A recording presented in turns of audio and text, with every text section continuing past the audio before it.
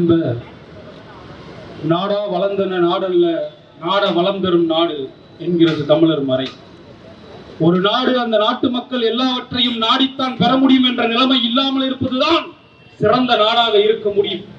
ஆனால் என் அன்பு மக்களே, சுதந்திரம் பெற்ற இந்த தேசத்தில் நாம் எல்லாவற்றையும் போராடித்தான் பெற முடியும் என்ற நிலைமை இந்த நிலத்தில் இருக்கின்றதா இல்லையா? காரணம் என்ன? இந்த மண்ணை நீண்ட நெடுங்காலமாக ஆண்டு கொடுத்த இந்த திராவிட பெருச்சாளிகள் தான். ஏன் பெருச்சாலின்னு சொல்றோம்? அங்கங்க பள்ளத்தை தோண்டி வைக்கிறது இவங்க தான். இவங்க தோன்ற பள்ளத்தை இவங்க மூடுறதுக்கு கான்டாக்ட் போடுவாங்க, திருப்பி இவங்களே தோண்டுவாங்க. ஏன் தோன்றான்னு தோன்றவனுக்கு தெரியாது, ஏன் மூடுறவனுக்கும் தெரியாது. அங்கங்க ஏரி கம்மாய் குளம் குட்டெல்லாம் இருக்கும். இதை தூர் வாடுறதுக்கு டெண்டர் விடுவான். அடுத்த 6 மாசத்திலே பாத்தீங்கன்னா ஃபுல்லா மண்டி ஃபுல்லா மூடி கிடக்கும். அது முழுக்கவும் நிறைஞ்சு கிடக்கும். ஏன் இதை பராமரிக்கிறதுக்கு அவன் செலவு பண்ணலாம்ல? இல்ல, அது அப்படியே மண்டி அது மேல வந்து அப்படியே அந்த ஆகாய தாமரை நிறைஞ்சு கிடக்கும் போது திருப்பி டெண்டர் விட முடியும், திருப்பி தூர் வர முடியும், அதுல ஒரு கமிஷன் பார்க்க முடியும். இவனுக்கு கமிஷனை தவிர இந்த ஆட்சியில் வேற எதுவுமே செஞ்சது. ஒரு சாலை போடுவதில் இருந்து கழிவுநீர் மேலாண்மை திட்டம் இருக்கானா? இல்ல. கால்வாய் கட்டி இருக்கான், அந்த கால்வாய் முறையா இருக்கானா? இல்ல. ஒரு சாலையை கூட தரமான சாலையை போடுவதற்கு திராணியற்றவர்களிடத்தில் மீண்டும் மீண்டும் இந்த அதிகாரத்தை கொடுக்கிறோமே, நீயும் நானும் தான் வெட்கப்பட்டு நிற்கிறோம்.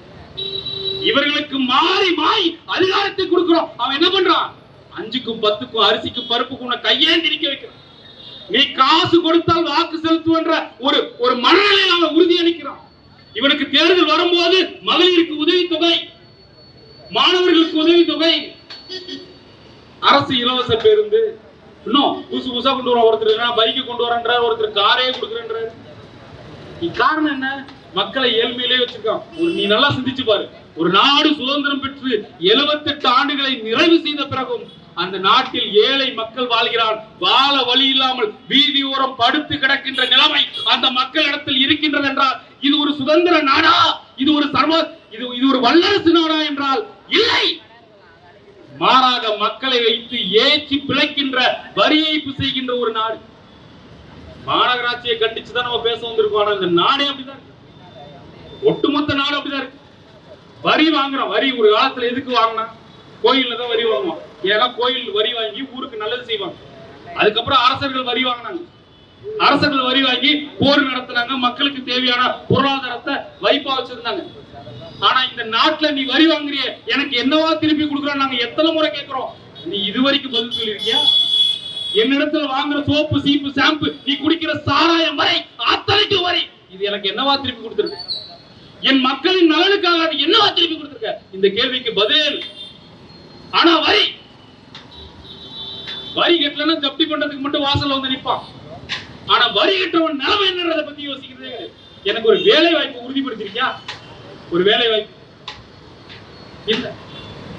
காலையில இருந்து சாயங்காலம் வரைக்கும் நீங்க இந்த சாலையில பாத்தீங்கன்னா இந்த தூய்மை பணியாளர்கள் தொடர்ச்சியா வாகனத்துல போயிட்டே இருப்பாங்க.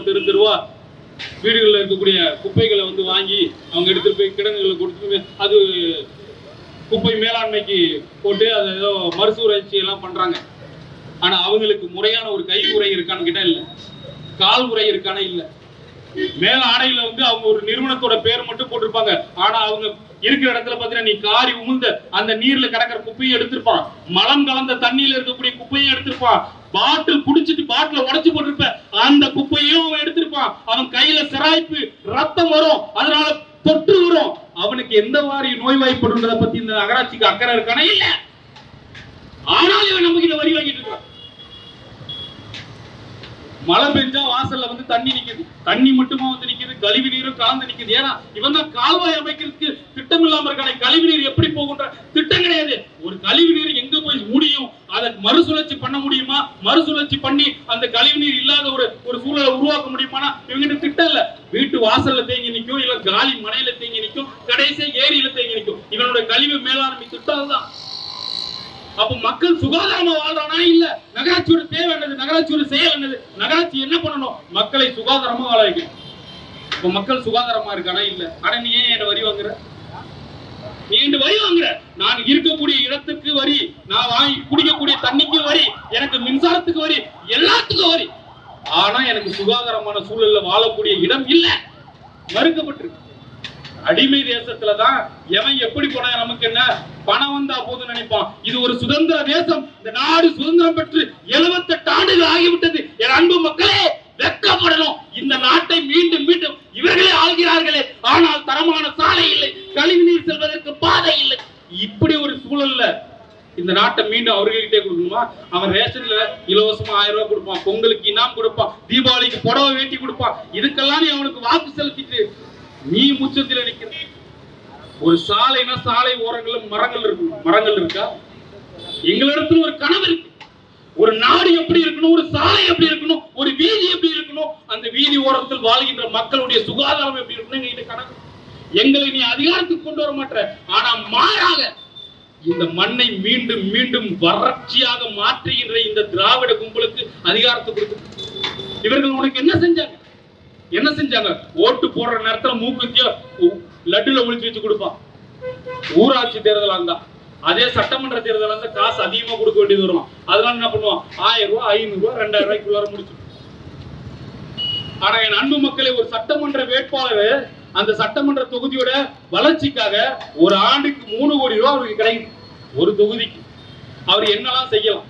அப்ப அவரோட ஆட்சி காலம் முடியறதுக்குள்ள 15 கோடி ரூபாய், 15 கோடி ரூபாய்க்கு அவர் என்னெல்லாம் செஞ்சிருக்காங்க. இவங்க அதிகபட்சம் ஒரு பேனர் வைப்பாங்க பேருந்து நிறுத்தத்துல. அங்க இது தொகுதி மேம்பாட்டு நிதியில இருந்து கொடுக்கப்பட்ட நிதி, இல்லைன்னா தண்ணி டேங்க் இருக்கு பாத்தீங்களா, கருப்பு டேங்க், அது தொகுதி மேம்பாட்டு நிதி. இதை தவிர வேற என்ன செஞ்சிருக்கு? மக்கள் படிக்கிறதுக்காக எங்கேயா ஒரு நூலகம் திறந்து வச்சிருக்கியா? இருக்கிற நூலகம் தரமா இருக்கா? எல்லா புத்தகங்களும் கிடைக்குதா? மக்கள் வந்து போறானா? ஏன் வந்து போல? நீ சாராய கடைக்கு மக்களுடைய எண்ணிக்கை குறைந்து விட்டது என்று கவலைப்படுறிய, ஐஏஎஸ் அதிகாரியை கூப்பிட்டு சஸ்பெண்ட் பண்றிய, ஏன் நூலகத்துல படிக்க வரக்கூடிய மாணவர்களுடைய எண்ணிக்கை, மக்களுடைய எண்ணிக்கை கம்மியா இருக்கு கவலைப்பட்டிருக்கியா? அந்த அக்கறை இருக்கக்கூடியவர்கள் இடத்துல நீ அதிகாரத்தை கொடுக்கல. எல்லாருக்கும் தெரியும், தமிழகம் முழுவதும் 24 மணி நேரமும் டாஸ்மாக் திறந்து, 24 மணி நேரம். ஆனா இதை பற்றி காவல்துறை கவலைப்பட்டிருக்கானே இல்ல. ஏன்னா அவங்க போகும்போது அவங்களுக்கு வேண்டியது கிடைக்கும். அப்படி இருக்கக்கூடிய சூழ்நிலை எப்படி இந்த நாடு நல்லா இருக்கும்? ஓட்டுநர் உரிமம் இல்லாமல் ஒருத்த வாகனம் ஓட்டினா அபராதம் போடுற, ஆனா அரசு நிர்ணயிச்ச நேரத்தை தாண்டி அவன் பார் நடத்திட்டு இருக்கானே, அதுக்கு அவனுக்கு என்ன தண்டனை கொடுத்திருக்க? என்ன தண்டனை கொடுத்திருக்க? நடக்கலன்னு சொல்ல முடியுமா? காணொலி காட்சி வச்சிருக்கோம், வேணும்னா எல்இடி ஸ்கிரீன்ல போட்டு காட்டுறோம். அந்த இடத்துல யார் வரா, யாருக்கு என்ன கிடைக்குது வரைக்கும் போட்டு காட்டுறோம். 24 மணி நேரம் இந்த பெருங்குளத்தூர்ல மாணவர்கள் கடந்து செல்லக்கூடிய பாதையில, பள்ளிக்கூடம் இருக்கக்கூடிய பாதையில இருக்கக்கூடிய டாஸ்மார்க் எல்லாம் திறந்தா இருக்கு. 12 மணிக்கு திறக்கிற டாஸ்மார்க் காலை 6 மணிக்கு போனாலும் கிடைக்கும். உறுதியை நம்பி போய் நிக்கிறாங்க. அப்புறம் இங்க இருக்கக்கூடிய அமைச்சர்களே அவர்களை குடிகாரர்கள் என்று சொல்லாதீர்கள் அப்படின்ற நிலைமையில அமைச்சர்கள் இருக்கும்போது நாடு எப்படி நல்லா இருக்கும்? இதே இவர்களுக்கு மீண்டும் மீண்டும் அதிகாரத்தை கொடுக்கும் போது நாம என்ன ஆகிறோம்? அடுத்த தலைமுறை என்ன ஆக போறோம்? இந்த எண்ணத்தோட நீ வாக்கு செலுத்த போதும். உனக்கு அக்கறை இருக்கணும். நீ மட்டும் வாழ்ந்தால் போதும் என்ற எண்ணத்தில் வாழக்கூடாது. உன் தலைமுறை, அடுத்த தலைமுறை வாழ்வதற்கு ஒரு தூய காற்று, நல்ல கல்வி, சுகாதாரமான வாழ்விடத்தை கொடுப்பதற்கு கட்டமைப்பு இருக்கணும், கனவு இருக்கணும். அந்த தலைவன் இடத்துல அதிகாரம் இருக்கும். அதற்கு உனக்கு இருக்கக்கூடிய இறுதி வாய்ப்பு வருகின்ற 2026 தேர்தலில் நீ வாக்களிக்க வேண்டிய சின்னம் விவசாயி. இந்த சின்னத்துக்கு நீ வாக்களிச்சா மட்டும்தான் நாடு, நாட்டு மக்கள் நல்லா இருக்க முடியும். இல்லைன்னா நாசமாதான் போகும். இதுல மாற்று கருத்தே கிடையாது. பஞ்சம், பசி, லஞ்சம், ஊழல், பாலியல் வன்கொடுமை, தீண்டாமை, மதுமத போதை இவை ஏதுமற்ற ஒரு தூய அரசு நிறுவ வேண்டும் என்றால் உனக்கு இருக்கக்கூடிய இறுதி வாய்ப்பு நாம் தமிழர் கட்சி செந்தவளன் சீமானுக்கு உனது வாக்குகளை விவசாய சின்னத்தில் வாக்களிக்கணும். இதை தவிர வேற வாய்ப்பே கிடையாது. இறுதிய ஒரு கவிதையோட என்னுடைய உரையை முடிக்கிறேன். ஏழையின் பிறப்பில் சிரிப்பே இல்லை, 70 வயதிற்கு பிழைப்பதும் இல்லை, காற்றுக்கு உலகில் வேலையும் இல்லை, கடனை இதுவரை குறைத்ததும் இல்லை, பட்டம் படித்து வேலையும் இல்லை, மாறா உழைத்து மதிப்பும் இல்லை, ஆங்கில மதிப்பு குறைவதும் இல்லை, தமிழில் படித்தால் மதிப்பதே இல்லை. என் அன்பு உறவுகளே, நம் தாய்மொழியை இழந்து விட்ட இனமாக மாறி நின்று கொண்டிருக்கின்றோம். மொழியை காக்க வேண்டும், அதற்கு நாம் தமிழராய் இணைய வேண்டும். இந்த நிலத்தையும் இதன் அதிகாரத்தையும் நாம் தமிழர் கட்சியிடம் தாருங்கள். நாளைய தலைமுறை வாழ்வதற்கு ஒரு வாய்ப்பாக இருக்கும். நன்றி, வணக்கம். நாம் தமிழர். புரட்சி எப்போதும் வெல்லும். அதை நாளை மலரும் நாம் தமிழர் அரசு சொல்லும். நாம் தமிழர்.